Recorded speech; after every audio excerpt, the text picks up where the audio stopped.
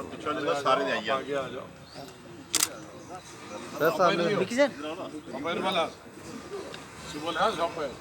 देखना sir sir sir sir थोड़ा और आगे जाओ। हाँ आपका आ जाएगा इसमें जरा यहाँ वो देखा ना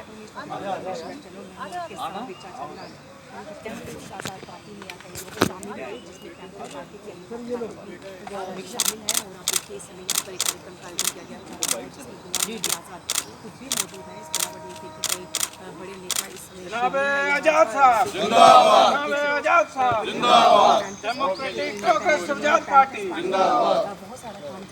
अपनी तरफ से मेरे साथियों की तरफ से अनीता ठाकुर जी को, जो नेशनल पैंथर पार्टी की जनरल सेक्रेटरी रही हमारे मरहूम स्वर्गीय भीम सिंह जी के साथ कई साल बल्कि कई दशक, आज उन्होंने हमारी DPAP पार्टी डेमोक्रेटिक प्रोग्रेसिव आज़ाद पार्टी ज्वाइन की है। हम सब इनका स्वागत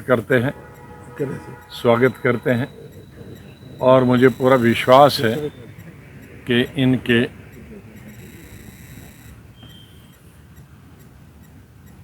आने से पार्टी में बड़ी और जान आ जाएगी। जिस तरह से मैं इनको कई दशकों से जानता हूं कि भीम सिंह जी के साथ कंधे से कंधा मिलाकर, चाहे इनकी संख्या छोटी रही हो, लेकिन बड़ी से बड़ी पार्टियां जो नेशनल पार्टी हैं उनको ये छोटी सी पार्टी स्टेट में चुनौती देती रही। चाहे वो कांग्रेस पार्टी हो, उनका शासन दिल्ली में हो और यहाँ रहा हो, या Bharatiya Janata party, national party और रीजनल पार्टी। और आज से नहीं, जब शेख साहब थे जो इतने बड़े, सबसे बड़े कदेवार स्टेट के नेता थे, उस वक़्त से ये संघर्ष करते आए। और मैं ये कह सकता हूँ कि शायद इस स्टेट में जितने एजुटेशनल प्रोग्राम भीम सिंह जी और अनीता जी और उनके साथियों ने पिछले 45-50 साल में किए हैं, शायद ही सभी पार्टियों ने मिलकर भी उतने आंदोलन नहीं किया। और वो लोगों के लिए आंदोलन थे। पार्टी ये हमेशा गरीब रही, पैसे इनके पास कभी नहीं थे, लेकिन जोश था, हिम्मत थी, जज्बा था और लोक सेवा की भावना थी। उसी भावना को लेकर संघर्ष किया और स्वर्गीय भीम सिंह जी इस दुनिया से चले गए। कोई उनके पास पैसा नहीं था, वही कुर्ता पजामा, और उसी में न सिर्फ वो हिंदुस्तान घूमे बल्कि दुनिया में घूमे और बेबाक थे। इंटरनेशनल लेवल पे भी उन्होंने अपने देश की, अपनी स्टेट की तर्जमानी की, राष्ट्रीय स्तर पर अपने स्टेट की तर्जमानी की। कई मीटिंगें हुई अपोजिशन की, उसमें शामिल थे।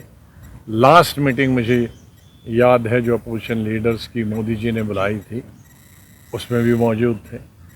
और उसमें लगता था कि प्राइम मिनिस्टर और वो एक दूसरे को 50 साल से जानते हैं। वो कहते कहाँ सोते थे, कहाँ खाते थे, कहाँ पीते थे। तो इस तरह की वहाँ भाषा मीटिंग में उन्होंने किया।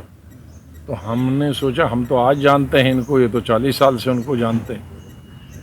तो इंदिरा गांधी जी से लेकर मैं नहीं समझता हूँ कि कोई नीचे कोई लीडर होगा जिसको वो नहीं जानते। इंदिरा जी भी नाम से बुलाते थे। तो आज वहाँ रहे नहीं, लेकिन उस पार्टी की जो जान थी और जो ताकत थी वो अनीता जी थी।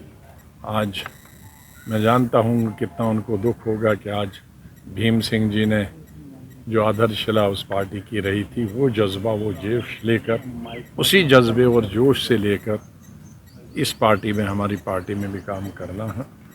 और जो उनके अधूरा ख्वाब था, जो अधूरा सपना था कि हमें आगे बढ़ना है, सब लोगों ने जुल्म के खिलाफ लड़ाई लड़ दी है। हमने लोगों के बात आगे रखनी है, गरीबों की बात रखनी है और वो बड़े सेकुलर थे।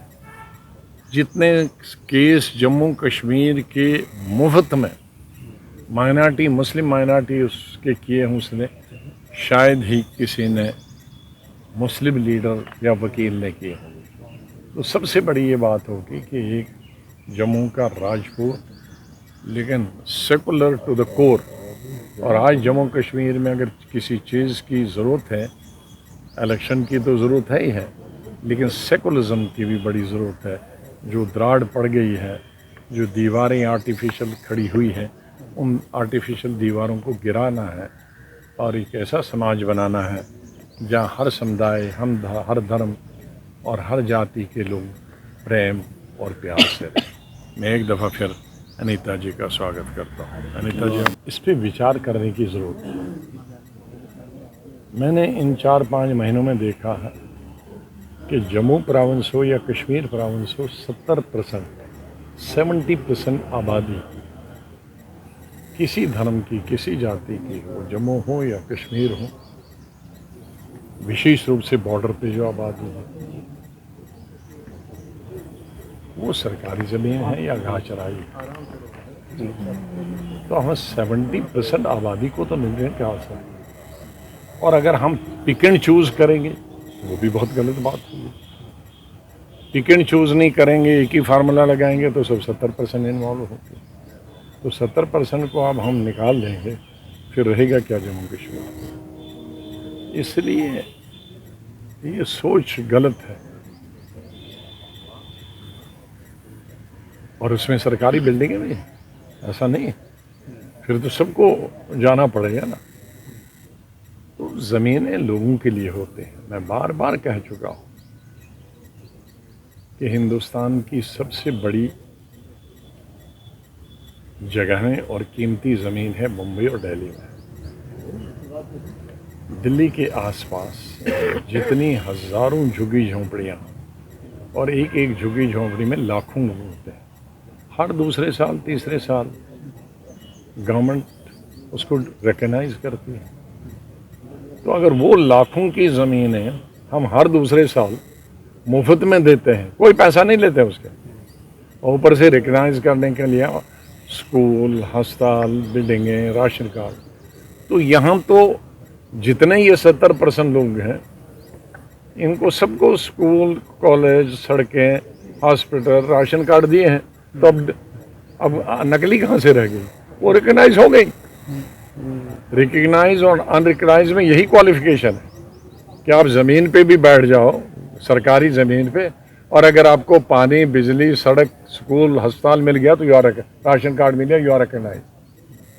तो आज इतने साल, 70 साल के बाद एक सरकार को याद आ गया कि ये सब रिकग्नाइज नहीं है।